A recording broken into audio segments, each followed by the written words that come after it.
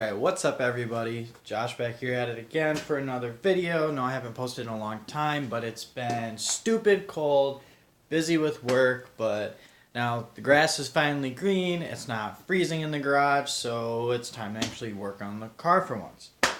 Now, this is just going to be basically an update video and kind of tell you what's going on with the car and the progress I've made within the past few months on it.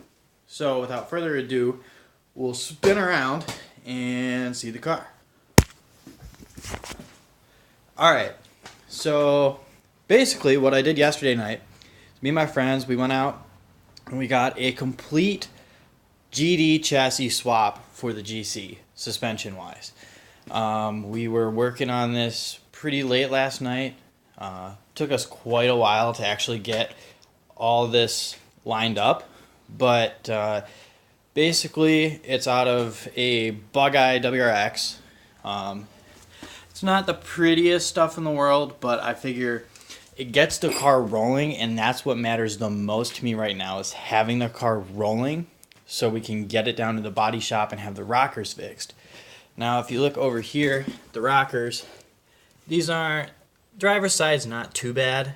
The outer rocker skin is going to be super easy to fix. Like, I could probably even do that myself if I was adventurous enough. But if you come over here on the passenger side, you can just see it's completely rotted into like the sill brace and everything. So I don't want to mess around with structural welding, just for the sake that if it's not 100% level, I want it, you know, the door's not going to shut right. Something might twist the wrong way. So if it's not level, it's not going to turn out right. So I'm going to let a professional do that for me, just so I don't have to worry about it. But so as for the rest of the car, took the front windshield out, tried getting it out without cracking it, but if you can't tell, it did not come out without force. This little side panel here came out absolutely fine. This is the panel that I started with. Just as a test panel, I figured I'm going to replace these little side windows with the 6/over CRST ones. But so I removed that. That came out fine. So I was like, okay, the front should be fine. Front should be fine. Shouldn't be that big of an issue, but it ended up being a pretty big issue. So it ended up coming out with a sledgehammer. But anyway, so moving into the workbench, it's absolutely trashed. It's a wreck from this past winter.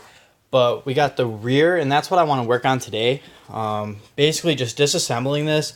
I got to take these struts to work tomorrow and take the old top hats off the car and just flip the top hats, because on these, the front top hats off of the GD struts bolt directly into the chassis. Now, if you look at these ones, you can't really tell, but basically they're spaced like a little wider than the stock ones. So I'm just going to take the ones that were already on the car and just flip-flop them over at work tomorrow. But I'm going to disassemble this today, because I figure with the limited amount of space that I do have, it's probably better to just disassemble it and then just basically piece it in part by part. So I'm not trying to bench press an entire freaking subframe into the back of this car, because there's no space. There is seriously no space in this garage. It's like, I know one day that'll have a nicer garage, bigger garage, but right now, saving the money, this is what we got. So, but, oh, on a different note too, we got the EJ20G split in half. Looks super clean. Super clean. Oh, we got a little spider. Got a little spider building his nest in the Subi. But, no, so basically, quick rundown on the motor build list.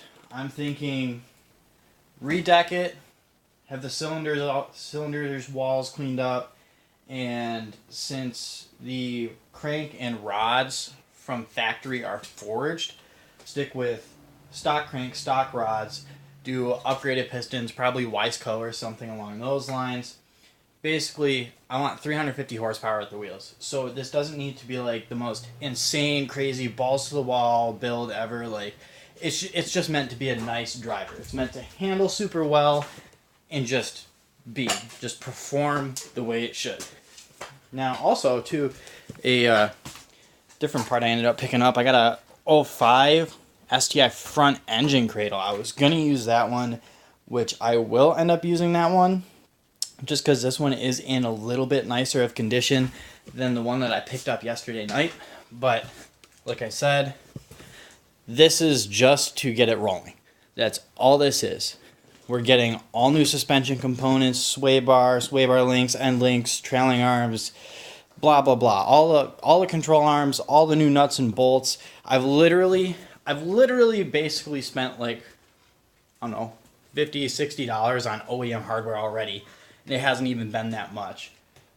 But basically, suspension wise, as much as I can flip over and turn over and make brand new, I want to. Just because I plan on having this car for a long time. I'm not spending all this money on this car, just to have, end up getting rid of it. Like, this is going to be a car that has to be nice because I'm keeping it. Because it's my dream car. Bought it when I was 18, and here I am 2 years later just getting around to it. But for the rear subframe, if I can actually move, the rear subframe that actually came out of the car is freaking clapped. Like, this is the main reasoning why I need a swap, because got a wonderful rot hole. Where you can freaking rip holes out of the rear subframe. Like, it's just gnarly.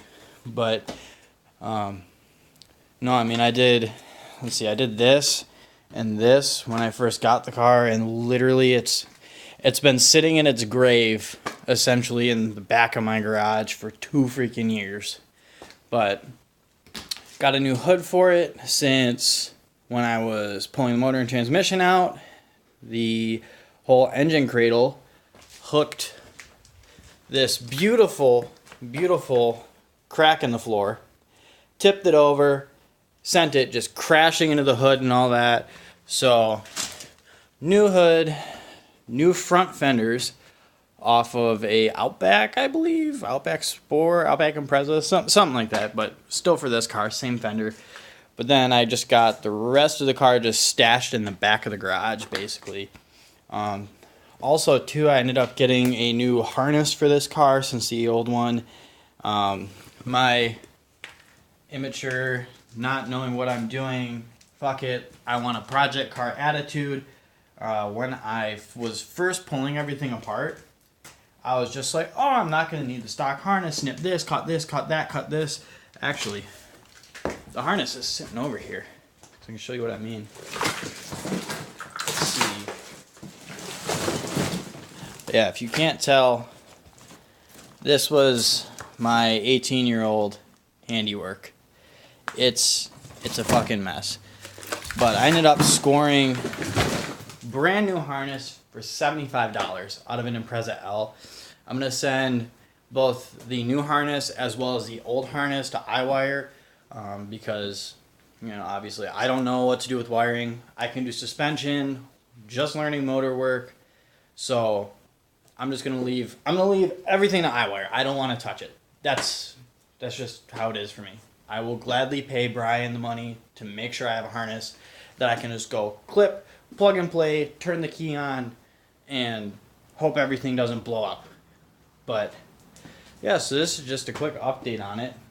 I had these wheels. These wheels came off the car, but I actually took them off, sandblasted them, and then refinished them. I was running them on the hatch, but got the Blizzaks on it, painted them white. But hopefully we can decrust this car, get the tube frame front end going once I get a welder, tub it, dimple dye gussets, make it look all pretty. But I think it's time to start tearing apart some suspension. So hopefully this goes well. Nothing ever goes well, but hopefully it does. So let's get to it.